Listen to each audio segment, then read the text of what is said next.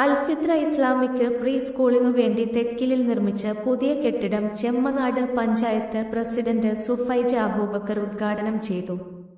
അൽഫിത്ര Islamic സ്കൂളിൽ നിന്നും ചെറിയ പ്രായത്തിൽ തന്നെ ഖുർആൻ പാരായണം ചെയ്യാൻ പഠിക്കുന്നു. പഞ്ചായത്ത് പ്രസിഡന്റ് എന്നതിലുപരി ഇവിടെ നിന്ന് പഠിച്ചിറങ്ങിയ ഒരു കുട്ടിയുടെ ഉമ്മയായിട്ടാണ് ഞാൻ ഇവിടെ സംസാരിക്കുന്നത്. എന്റെ മകൾ 3 വർഷം കൊണ്ട് ഇവിടെ നിന്ന് പഠിച്ച ഖുർആൻ പാരായണവും ഹിഫ്ളും സ്വഭാവ സംസ്കരണവും ഒരിക്കലും മറക്കാൻ പറ്റാത്തതാണ്. ഇതുപോലൊരു സ്കൂൾ തെക്കിലിന്റെ അഭിമാനമായി മാറും.